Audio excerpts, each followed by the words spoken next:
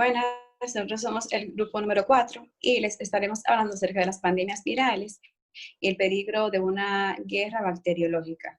Nuestro grupo está conformado por Lenny Espinal, Oriana Bernal, Valesca Jiménez y Sterling Castillo. Entonces, yo les iniciaré hablando acerca del VIH y el SIDA. El VIH, este es el virus conformado por la quinta pandemia mundial más importante y también es parte de la historia moderna. Fue descubierto por Luc Montagnier en Francia y lo que provoca básicamente es que el sistema inmunitario no funciona adecuadamente. Por tanto, no es el virus en sí el que provoca las consecuencias fatales o letales, sino que destruye la capacidad de defensa ante otras enfermedades comunes y corrientes, de manera que la más mínima infección puede matar. Entonces, el VIH ha matado en el mundo a más de 25 millones de personas y actualmente todavía sigue siendo un peligro. Entonces, la característica más importante es que hay una destrucción, como ya dije, del sistema inmune, pero también hay una serie de manifestaciones neurológicas y tumorales. Entonces, tiene a su vez estadios. Tenemos el primer estadio, que es la primoinfección.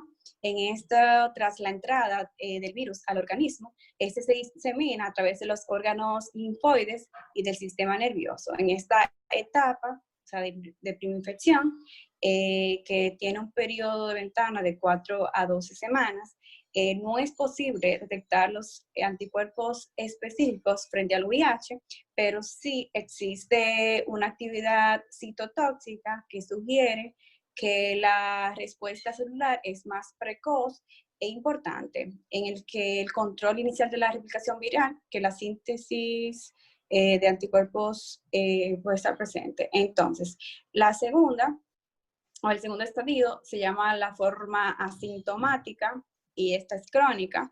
En esta la viremia disminuye respecto a la primoinfección, pero el virus continúa replicándose, sobre todo en el mismo tejido linfoide, que es el gran reservorio de la infección. Y luego tenemos la fase avanzada, que esta es la denominada SIDA, que en esta, con el tiempo, se da una incapacidad progresiva del sistema inmunitario para contener la replicación viral, que junto a la emergencia de variantes más agresivas, aumentan la destrucción inmunológica. Entonces, tenemos una serie de, aquí como ustedes pueden ver diapositivas, ustedes pueden ver el mecanismo de transmisión. Tenemos 3 mecanismos fundamentales: la vía sexual, la vía sanguínea y la vía materna. Entonces, ¿cuáles son las manifestaciones físicas que vamos a observar? Fiebre. En el sistema nervioso central podemos encontrar dolor de cabeza, cansancio, neuropatías, los linfonodos van a estar aumentados, hay lesiones de la piel, como el rash. También puede haber náuseas y vómitos, candidiasis, úlceras, faringitis. También puede haber dolor muscular, aumento del hígado del vaso, es decir, una espleno y hepatomegalia. Entonces, ¿cuáles son los consejos, según la Cruz Roja, para prevenir el VIH-Sida?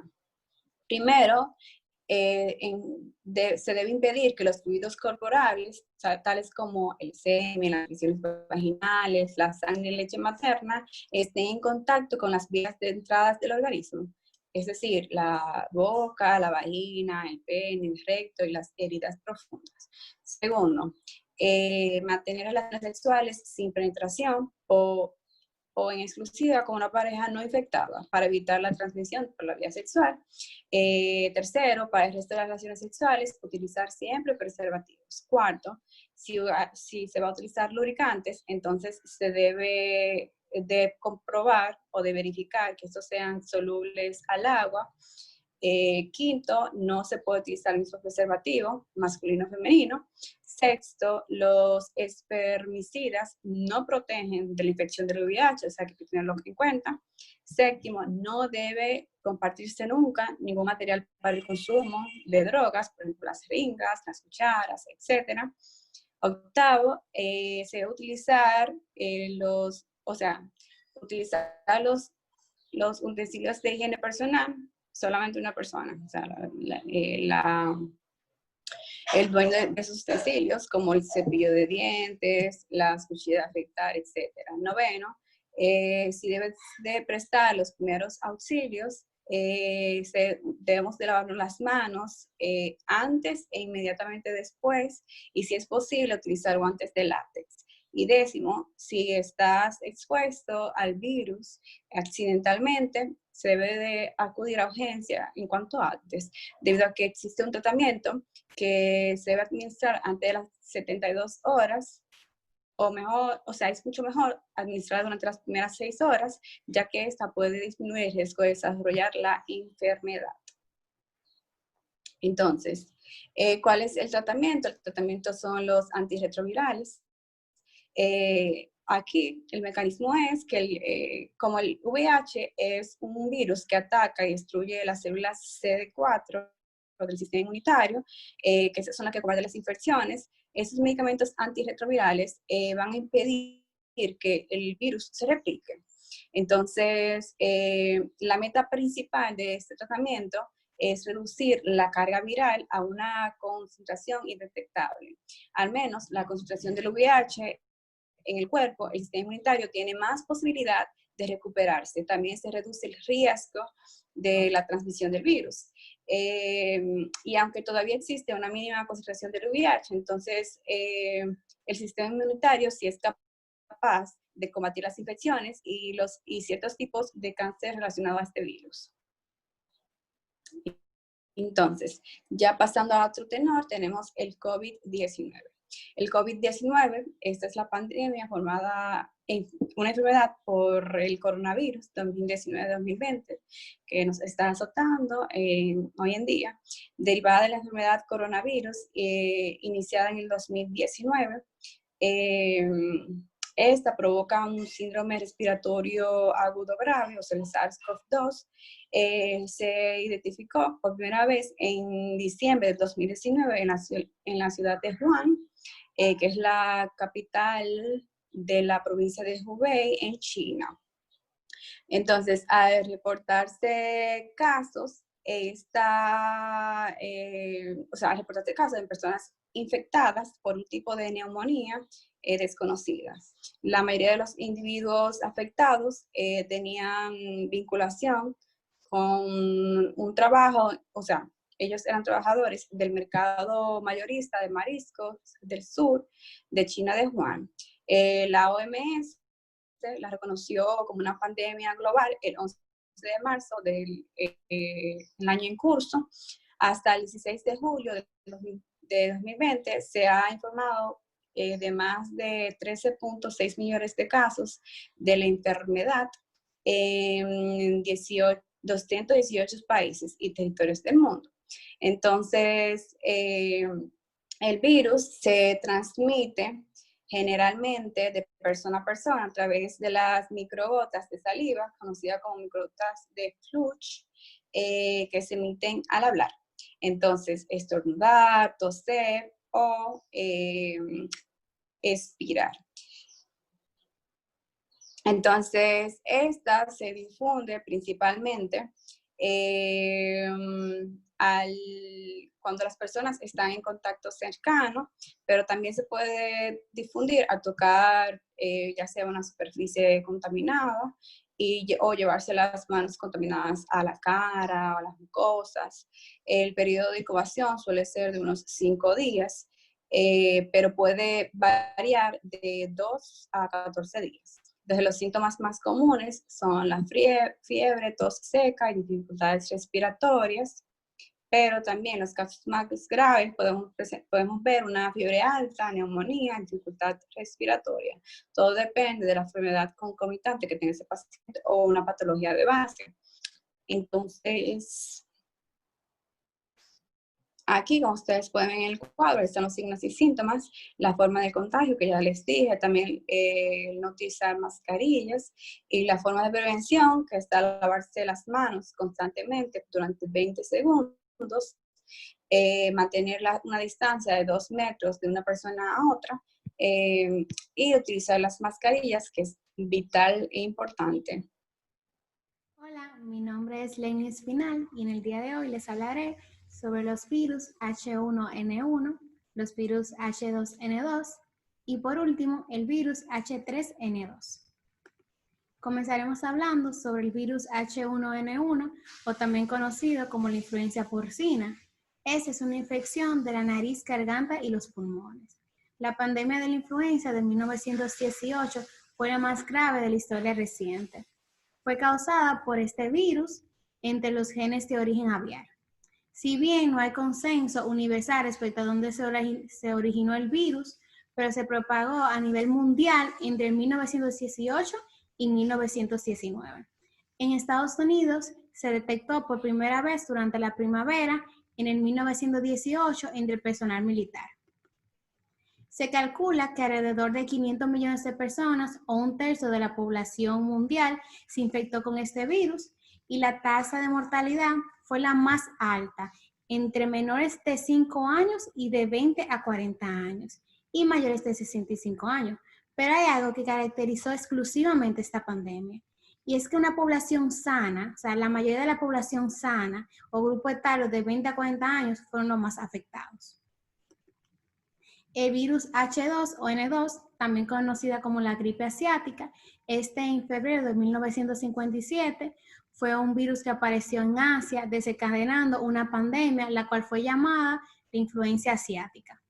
Este virus H2N2 constó de 3 genes diferentes. Se originó con un virus de influencia aviar tipo A, que incluye genes de hemaglutina H2 y de neuramidasa N2. Se reportó por primera vez en Singapur en febrero de 1957, en Hong Kong en abril de 1957 y en las ciudades costeras de los Estados Unidos en 1957. La cantidad estimada de muertes fue de 1.1 millón a nivel mundial y 116,000 en Estados Unidos. Y por último, el H3N2. Esta fue la pandemia de 1968 que fue causada por el virus tipo A, H3N2, que consistía en dos genes de un virus de influenza tipo A, que incluía una nueva hemaglutina H3 que además contenía una neuraminidasa N2 como la anterior de 1957. Apareció por primera vez en Estados Unidos en septiembre de 1968 y la cantidad estimada de muertes es de 1 millón a nivel mundial y alrededor de 100,000 en los Estados Unidos. El gran número de muertes se dio en personas mayores de 65 años y el H3N2 sigue circulando actualmente a nivel mundial como un virus de influencia A estacional. Los virus de influencia estacional H3N2 asociados a enfermedades graves en personas mayores experimentan una paulatina variación antígena. Buen Gracias. día, mi nombre es Ariana Toro y yo les continuaré hablando sobre la enfermedad de las vacas locas. En 1957 fue descrita una rara enfermedad llamada Kuru. Esta es una enfermedad degenerativa del sistema nervioso central que se manifiesta por un andar inseguro, pérdida de coordinación, temblores, demencias y finalmente la muerte. Esta es una enfermedad que era contraída en los rituales o en los funerales, que hacían rituales de canibalismo. Cuando alguien moría, el encéfalo era comido por mujeres y niños, y a lo largo de los años se desarrollaba la enfermedad. En cambio, los hombres no participaban de este ritual y por eso no se veían afectados. Por eso era que esta enfermedad era más frecuente en mujeres y en niños.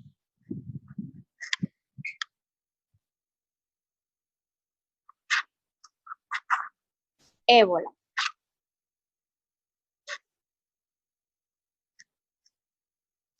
El virus se detectó por primera vez en 1976, cuando hubieron 2 brotes simultáneos en Sudán del Sur y en la República Democrática del Congo.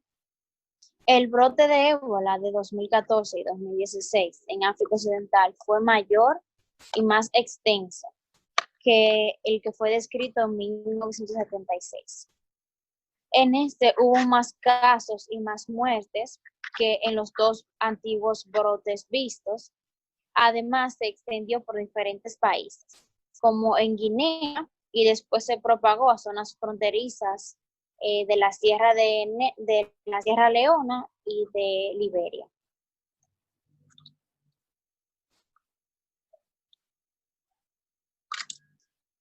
Viruela. Se cree que la viruela apareció en India o en Egipto hace 3000 años. Una de sus primeras víctimas conocidas fue el faraón Ramsés V. Sus restos mostraban señales de viruela en la piel.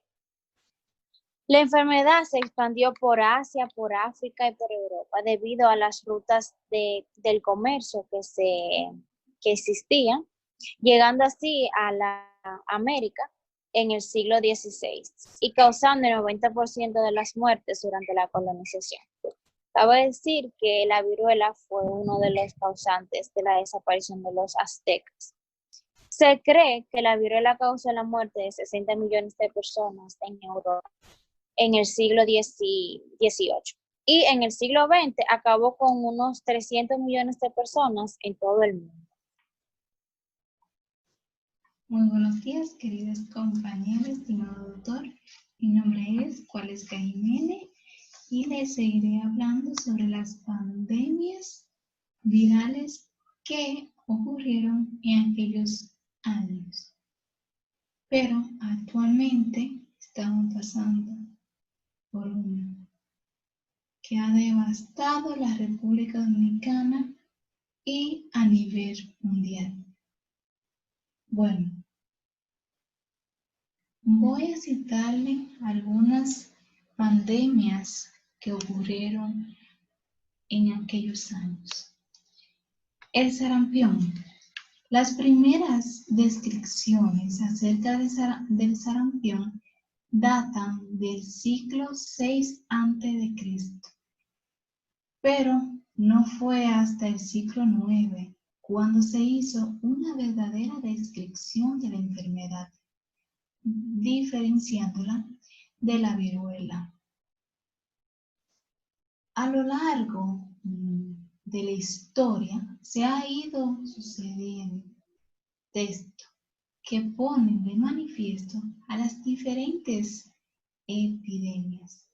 Cabe destacar que la literatura europea del siglo XIII, el nombre dado a la enfermedad morbilli, derivado del italiano ir morbo, que significa pequeña enfermedad, nombre que actualmente se utiliza para denominar al género al cual pertenece, utilizado en esa época para distinguir las grandes plagas. En 1846, Peter Pan dictó los primeros principios básicos de la epidemia del sarampión, describiendo su naturaleza altamente contagiosa, los 14 días de periodo de incubación, la memoria inmunitaria que ofrece el virus en personas que han estado en contacto con él y nombra la vía respiratoria como posible vía de transmisión del virus.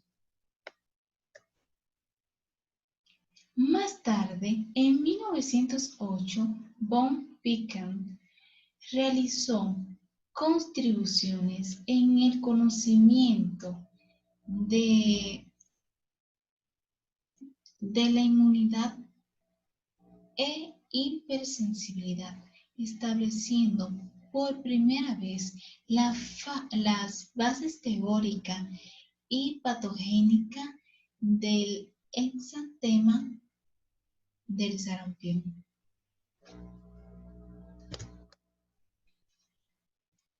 En 1954, Eden y Pevlens obtuvieron el primer aislado en cultivo celular a partir de la sangre de David Mostyn, un niño que padecía de la enfermedad. Actualmente contamos con la vacuna triple vírica que ofrece protección contra los virus de sarampión, rubeola y parotiditis. Se aplica en 2 dosis. Gracias a su uso se ha conseguido grandes avances hacia el objetivo, que es eliminar la enfermedad. Sin embargo, sigue siendo una enfermedad mortal, especialmente en niños de países de vía de desarrollo. La gripe española. La gripe española mató entre 1918 y 1920 a más de 40 millones de personas en todo el mundo. Se desconoce la cifra exacta de la pandemia, que es considerada la más devastadora de la historia. Un siglo después, aún no se sabe cuál fue el origen de esta epidemia, que no entendía de frontera ni de clases sociales. Aunque algunos investigadores afirman que comenzó en Francia en 1916 o en China en 1917. Muchos estudios sitúan los primeros casos en la base militar de Fort Riley en Estados Unidos. El 4 de marzo de 1918, tras registrarse los primeros casos en Europa, la gripe pasó a España, un país neutral en la Guerra Mundial que no censuró la publicación de los informes sobre la enfermedad y la consecuencia, que a diferencia de otros países centrados en el conflicto bélico. Ser el único país en que se hizo eco el problema provocó que la pandemia se conociese como la gripe española. Y a pesar de no ser el epicentro, España fue uno de los países más afectados, con una cifra de 8 millones de afectados y 300.000 personas fallecidas.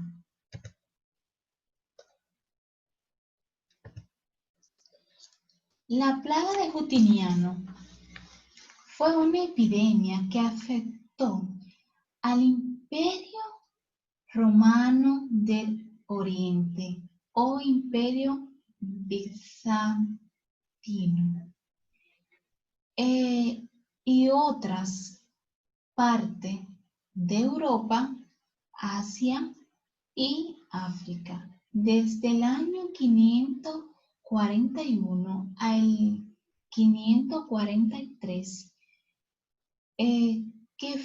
que se fue dando en diversos ciclos, y estos 200 años se estima que entre los años 541 después de Cristo y 750 después de Cristo, la población mundial perdió unos 50 millones de habitantes, es decir, sobre el 20% de la población estimada en el siglo VI.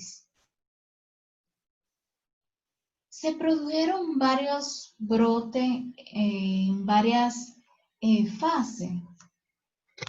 Primero de ello coincide con el gobierno de Justiniano y suele situar entre los años 541 y el 547 después de Cristo.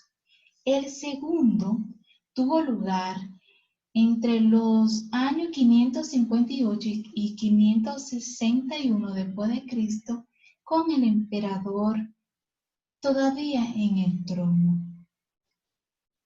El tercero se produjo entre los años 594 y el 597 después de Cristo, durante el reinado del emperador Mauricio. Estas fueron las pandemias y plagas que devastaron en esos años a la población. Buenos días, compañeros, mi nombre es Oriana Bernal y el día de hoy les estaré culminando el tema con una incógnita muy importante, y este es el peligro de una guerra biológica. Desde la antigüedad, el hombre ha temido a enfermarse, esto no solo por desconocer la naturaleza infecciosa de las enfermedades, sino porque éste ignoraba cómo se producían y cuáles eran sus mecanismos de transmisión. Aún así, cuando estos se conseguían el control de dichas enfermedades, los conocimientos que se adquirían, estos servían entonces para la utilización ilegítima de agentes biológicos. Al inicio eran con fines bélicos o criminales, y en la actualidad con fines terroristas. La utilización de agentes biológicos en la guerra se remonta alrededor de unos 3.500 años, cuando los hititas utilizaban la tularemia como arma biológica. Esto es lo que hacían, era infectar a las ovejas e introducirlas en los campos enemigos. En el siglo XXI, los ataques con carbunco o anthrax en Estados Unidos en 2001 llegó a conmocionar el mundo. Dicho ataque ocasionó que varias personas fallecieran, incluyendo empleados postales, lo que demostró entonces con qué facilidad un agente biológico era producido, aislado e inoculado, además de ser muy letal. Un tiempo después de los atentados contra las Torres Gemelas, Estados Unidos valoró como la probable amenaza de la reintroducción intencionada de la viruela, lo que anunció para ese entonces, en el 13 de diciembre de 2002, una campaña de vacunación, especialmente para aquellas personas que fueron expuestas, y de manera voluntaria para la población general, lo que incluyó millones de norteamericanos, y esta no estuvo exenta de riesgos. Las armas biológicas, estas hacen uso de organismos o toxinas vivientes para enfermar o matar personas, animales o plantas. Por lo tanto, se trata de un material o un vector que proyecta, disemina o dispersa un agente biológico. El uso intencionado de agentes biológicos añade un peligro aún mayor a la lucha contra las enfermedades, ya que de por sí es difícil luchar con agentes biológicos, con enfermedades que se producen de manera natural. Más difícil es luchar con los agentes biológicos que se diseminan de esta forma, lo que trae consigo una variación del comportamiento del agente en el organismo, pues este penetra de forma distinta a la que normalmente lo hace. Lo que ocasiona que a su vez sea mucho más agresivo en sus efectos, dificulta el diagnóstico, disminuye la eficacia del tratamiento o, en el peor de los casos, este sea inefectivo. Esto es lo que entonces ocasiona que el personal sanitario se mantenga vigilante frente a las formas clínicas atípicas de la enfermedad, para así poder descartar el origen intencionado. Por lo tanto, Un bioagente es un organismo, puede ser una bacteria, un virus, parásitos, hongos, puede ser una toxina u otro material biológico con capacidad de afectar la salud de los humanos de diversas formas. En ejemplo de ellos tenemos la toxina botulínica, que es considerada una de las sustancias más venenosas, a tal punto que solo 1 gramo de toxina cristalina disperso e inhalado mataría a más de 1 millón de personas, aun cuando los factores técnicos dificulten la tal diseminación. De lo anterior se infiere que los agentes biológicos pueden ser utilizados como un tipo de arma para generar daños a la población mundial, en la llamada guerra biológica, y a la vez constituir un elemento principal para el bioterrorismo. Otro aspecto relevante para destacar desde este punto de vista de la posible vía de diseminación, ya sea esta intencionada o no, es el hecho del empleo de las bacterias con genes resistentes a los antibióticos, por el gran impacto en la salud pública que ocasiona su manejo, que se dificulta su manejo terapéutico, como es en el caso del Staphylococcus aureus meticilina resistente, que ha despertado el interés en algunos países en utilizarlo para su diseminación, modificarlos en un contexto para la guerra biológica. Aquí en este caso existen más de 1.200 tipos de agentes biológicos, también conocidos como armas bacteriológicas, que no solo provocan enfermedades y la muerte, sino que también constituyen una amenaza para la contaminación del medio ambiente, lo que entonces se considera como el arma biológica más destructiva conocida para la humanidad. En la preparación de un ataque biológico con agentes biológicos, se necesita dar la solución a 3 dificultades técnicas. Entonces, en primer lugar, tenemos que hay que obtener las cepas letales, las cuales después hay que producirlo en cantidades suficientes, purificarlo y garantizar que se mantenga en condiciones de inefectividad. Y por último, se precisa diseñar un sistema de diseminación que garantice la contaminación de áreas extensas en óptimas condiciones de patogenicidad. El arma biológica, por lo general, presenta 2 partes: el agente patógeno y el mecanismo de diseminación, donde en este caso el agente patógeno es el microorganismo que amenaza la salud y el mecanismo de diseminación es el método con que dicho microorganismo llega a la víctima. Puede ser desde cartas envenenadas hasta misiles. Aun cuando existen inconvenientes científicos que debeten el grado de dificultad que encontraría un representante estatal o no para infectar con rapidez o gran número de personas, como aconteció en uno de los ataques bioterroristas referidos en la historia de los Estados Unidos, que fue en Dallas, en Oregon, en 1984. Cuando un grupo de seguidores extremistas de Bhagwan Surya Rajesh, también conocido como Osho, contaminó la ensalada en 10 diferentes barras con el patógeno de la salmonelosis. Con el objetivo fue de deshabilitar a la población. En este atentado, un total de 751 personas contrajeron la enfermedad y varios fueron hospitalizados, a pesar de no haber víctimas mortales. De todo lo que se ha comentado, lo que se quiere decir es que los agentes biológicos dañan a la salud al producir reacciones alérgicas, que estas pueden ir desde leves hasta situaciones médicas graves que pueden conducir a la muerte de dicha persona. Y los propios microorganismos que están presentes en el medio ambiente, el agua, la vegetación, tierra, animales, y que pueden hacerse más peligrosos al aumentar la capacidad para causar o diseminar enfermedades y resistir además el tratamiento médico. Entonces, una vez que hemos realizado este enfoque inicial sobre el peligro que constituye el uso indiscriminado de armas biológicas para perjuicio de la humanidad, por constituir un arma de destrucción en masa y contaminación del medio ambiente, sería prudente preguntarse el grado de conocimiento del problema y el daño que representaría el uso indiscriminado sobre los países menos desarrollados, y qué consecuencias podría ocasionar a escala mundial al no tener en cuenta las normas internacionales vigentes, las cuales prohíben su uso. Bueno, esto ha sido todo de parte del grupo 4. Espero que les haya gustado el tema y muchísimas gracias por su atención. Espero que pasen un muy bonito día. Adiós.